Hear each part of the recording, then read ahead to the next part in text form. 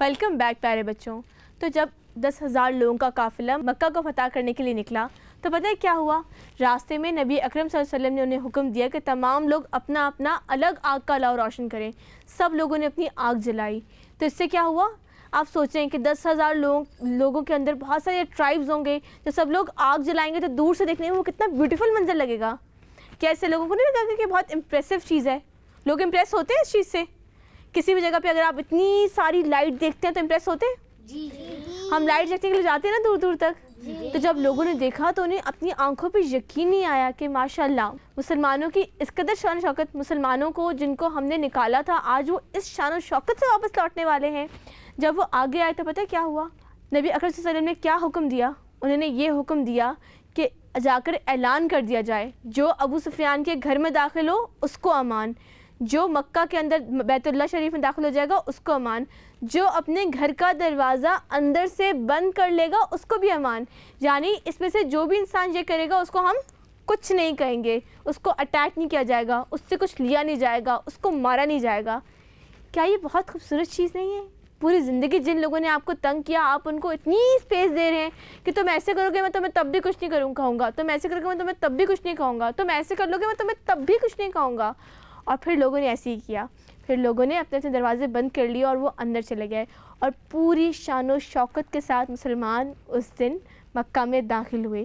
جب وہ اندر داخل ہوئے تو نبی اکرم صلی اللہ علیہ وسلم کہاں گئے؟ خانہ کعبہ گئے. خانہ کعبہ جا کے جب وہ گئے تو کہا جاتا ہے کہ وہاں پہ اتنے بتوں کی قطار لگی ہوئی تھی وہاں پر. تو انہوں نے کیا کیا؟ لکڑی کی ایک چھڑی تھی ان کے ہاتھ میں اور وہ اس کو گراتے گئے، ایک ایک بت کو گراتے گئے اور انہوں نے کہا کہ حق آ گیا اور باطل مٹ گیا. اس کے بعد انہوں نے سب کچھ صفائی کرنے کے بعد وہاں پہ تصویریں رکھی ہوئی تھیں، پتہ نہیں کیا کچھ رکھا ہوا تھا. وہ تمام ناپاکی صاف کرنے کے بعد کہا گیا کہ اب اذان دی جائے. پتہ ہے اذان کس نے دی؟ سب سے پہلے اذان حضرت بلال حبشی نے دی. وہ کہا جاتا ہے کہ وہ خانہ کعبہ کی چھت تک ہے، وہاں جا کے انہوں نے اذان دی. اس کے بعد سب نے نماز پڑھی. جب وہ آئے سب کے سامنے تو پتہ ہے نبی اکرم صلی اللہ علیہ وسلم نے لوگوں سے کیا کہا؟ سارے مکہ کے لوگ ان کے سامنے تھے، وہ تمام قبائل ان کے سامنے تھے. ان سے نبی اکرم صلی اللہ علیہ وسلم نے سوال کیا کہ آپ لوگ کیا سمجھتے ہیں کہ میں آپ لوگوں کے ساتھ کیا کرنے والا ہوں؟ تو انہوں نے کہا کہ آپ کریم بھائی ہیں، ہم آپ سے اچھے کی توقع رکھتے ہیں.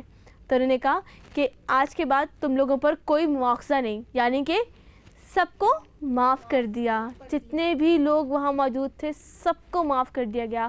آپ سوچیں کوئی ایک کنٹری کسی دوسری کنٹری کو ٹیک اوور کرنے کے لیے جائے یا ایک سٹی دوسری سٹی کو ٹیک اوور کرنے کے لیے جائے تو کتنا خون خرابہ ہوتا ہے، لوگ مار دیے جاتے ہیں. آج دیکھتے ہیں نا ہم لوگ کہ کسی کنٹری پہ اٹیک ہو گیا تو لوگ گھروں میں مر رہے ہوتے ہیں، بلڈنگس تباہ ہو رہی ہوتی ہیں کیونکہ ان کو ٹیک اوور کرنا ہوتا ہے، کیونکہ انہیں فتح لینی ہوتی ہے.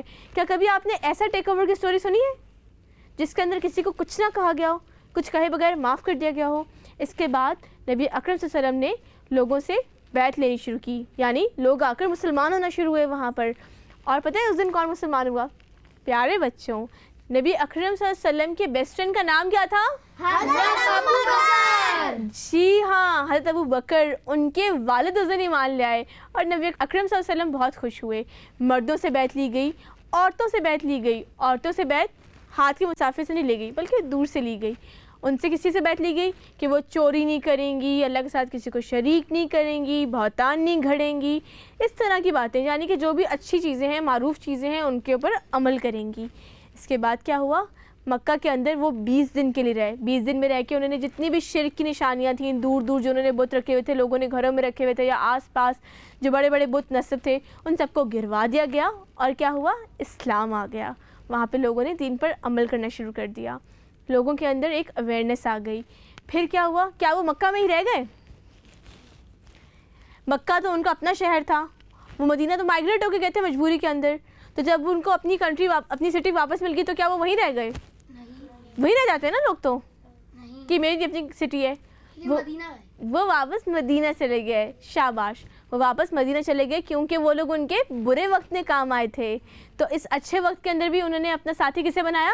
مدینہ والوں کو. 20 دن کے اندر انہوں نے وہاں پہ ایک سسٹم ڈیولپ کیا اور اس کے بعد وہ مدینہ واپس چلے گئے. اس کے بعد کیا ہوا یہ میں آپ کو بتاؤں گی بریک کے بعد. تو ہمارے ساتھ رہیے گا. Let's take a short break.